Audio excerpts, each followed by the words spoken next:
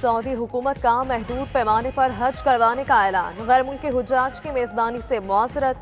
वजारत हज के मुताबिक सऊदी अरब में मौजूद मुख्तलिफ ममालिक के मुसलमान हज में शरीक हो सकेंगे। इस साल फरीज़ा हज के लिए तादाद महदूद रखने का फैसला किया। सऊदी वजीर हज का वजीर मजहबी उमूर नूरुल हक कादरी को टेलीफोन फैसले से बाज़ाब्ता आगाह किया। उधर वजारत मजहबी उमूर ने सूरत हाल पर हंगामी इजलास तलब कर लिया।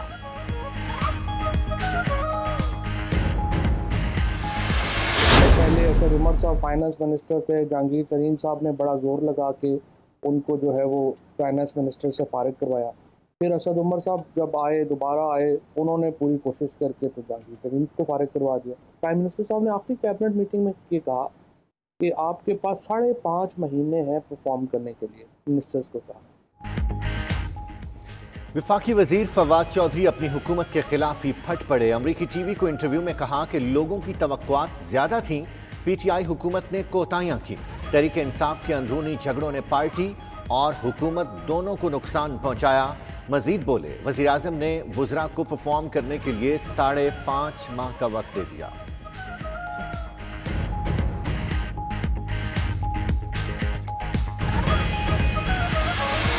एकदम एक पैनिक सी हो गई। सब ने फैसला किया जी वबा फैल रही है। वो शुक्र है मेरी बात सुन ली। उसके बाद हालांकि मेरे ऊपर बड़ी तनकीद हुई कि जी देखें, हिंदुस्तान में उसने नरेंद्र मोदी ने कर दिया लॉकडाउन।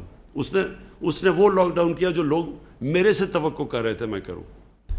अल्लाह का शुक्र है मैंने प्रेशर रेजिस्ट किया और नहीं किया। वो आज हिंदुस्तान के अंदर जो गुर्बत फैली है, कोई अंदाज़ा ही नहीं लगा सकता कि कितने लोगों का क्या हाल बना है। सूबे पूछ लेते तो कभी ऐसा लॉकडाउन न होने देता। वजीर आज़म कहते हैं मोदी ने वो लॉकडाउन किया जिसकी लोग पाकिस्तान में तवक्को कर रहे थे। पाकिस्तान में सूरत हाल देखकर रिलीफ फंड शुरू किया। इमरान खान की ज़ेर सदारत कोरोना की सूरत हाल पर इजलास भी हुआ। टेस्टिंग की सलाहियत बढ़ाने पर इज़हार इत्मीनान। ब्रीफिंग में बताया गया स्मार्ट लॉकडाउन से कोरोना के फैलाव की शरह कम हो रही है।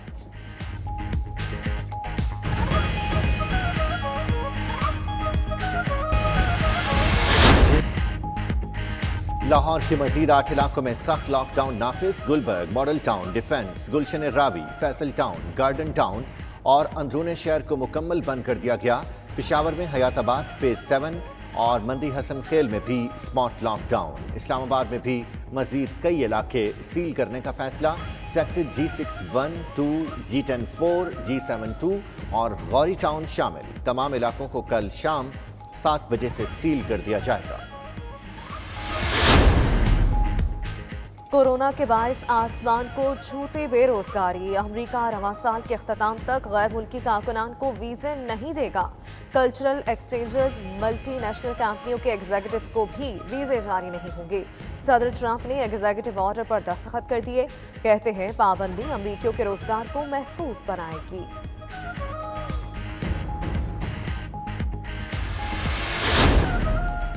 सेक्रेटरी दाखिला मेजर रिटायर्ड आजम सुलेमान ने कबल अज वक्त रिटायरमेंट ले ली। वजीर आजम ने सेक्रेटरी दाखिला की रिटायरमेंट की मंजूरी दे दी। मेजर रिटायर्ड आजम सुलेमान 30 जून को अपने ओहदे से सुबकदोश हो जाएंगे।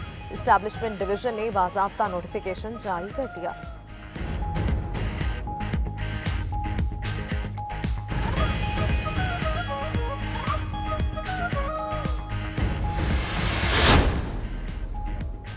कराची वालों के लिए बुरी खबर। के इलेक्ट्रिक ने मजीद लोड शेडिंग का इंदिया दे दिया। तर्जुमान के इलेक्ट्रिक के मुताबिक गैस और फर्नेस ऑयल की फराहमी में कमी से पैदावारी सलाहियत मुतासिर हुई। लोड शेडिंग का दौरानिया बढ़ सकता है।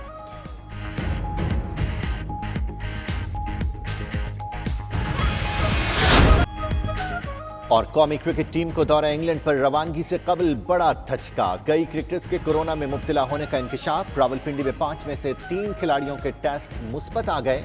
शादाब खान, हारिस रऊफ और हैदर अली शामिल। टेस्टिंग से कबल तीनों में कोरोना की कोई अलामात नहीं थी। दीगर शहरों से भी स्क्वाड के बाकी खिलाड़ियों और स्टाफ की रिपोर्ट्स आना बाकी।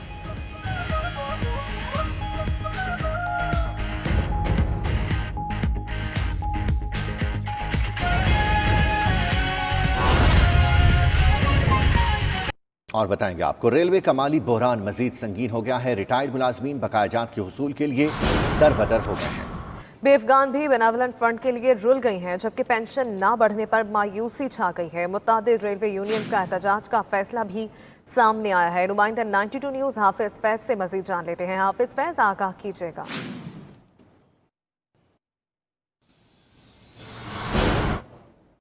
जी, रेलवे का माली बहरान संगीन होता जा रहा है, जिसकी वजह से रेलवे के कई रिटायर मुलाजमीन को अभी तक वाजिबात की रकम अदा नहीं की गई और कई माह से वो रेलवे दफातर के चक्कर लगाने पर मजबूर हैं। और इसके साथ साथ रेलवे मुलाजमीन की जो बेवा हैं वो भी जब बेनेवलेंट फंड और दीगर अपने वाजिबात की अदायगी वसूली के लिए जाते हैं तो उनको भी टरखा कर वापस भेज दिया जाता है, जिस पर रेलवे मुलाजमीन में शदीद बेचैनी पाई जाती है। और इसी हवाले से रेलवे की जो मुतअद्दिद यूनियन है उन्होंने भरपूर एहतजाज करने का फ़ैसला किया है। और उनका कहना है एक तरफ ना तो हमारे मुलाजमीन को वाजिबात की रकम अदा की जा रही है और बेवा को भी टरखा कर वापस भेज दिया जाता है। और मौजूदा वफाकी हुकूमत ने बजट में ना तो मुलाजमीन की तनख्वाहों में इजाफा किया, ना ही पेंशन में इजाफा किया है, जिसकी वजह से रेलवे मुलाजमीन जो है वो महंगाई की चक्की में पिस कर रह गए हैं। और उन मुलाजमीन का ये भी कहना है कि अगर हमारे वाजिबात ना दिए गए तो हम भरपूर एहतजाज करेंगे।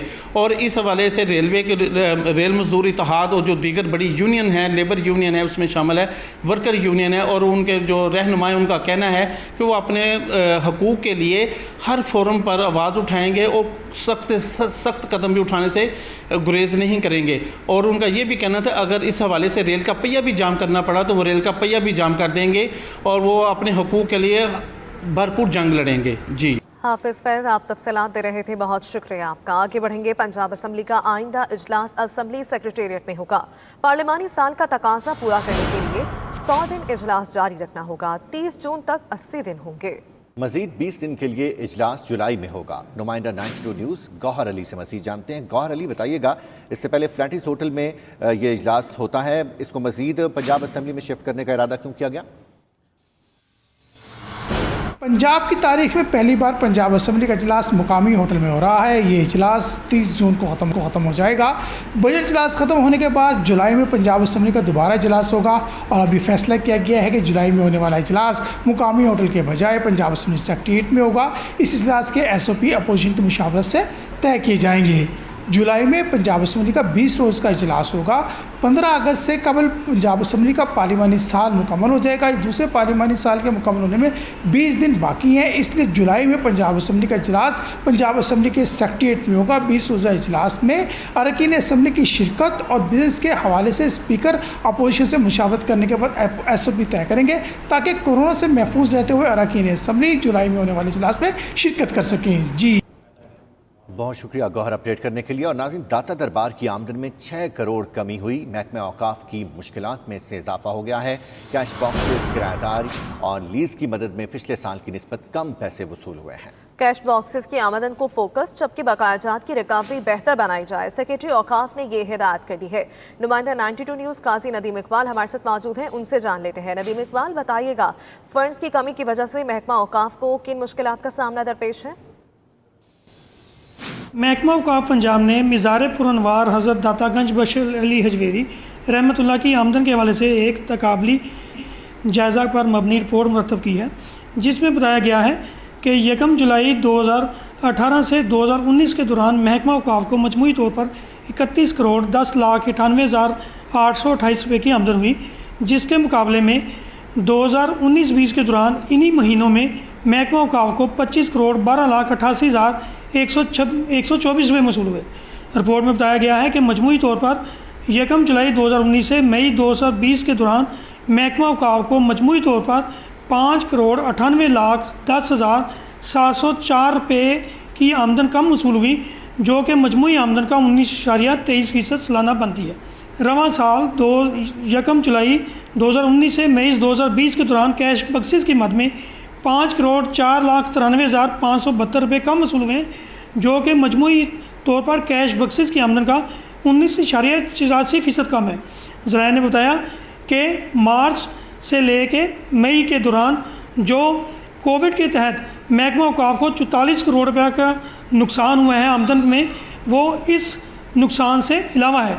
यही वजह है कि महकमा औकाफ की माली मुश्किलात में इजाफा हुआ है और सेक्रेटरी औकाफ ने नई दाता दरबार इंतजामिया को हिदायत की है कि वो इस बारे में फ़ोकस करें।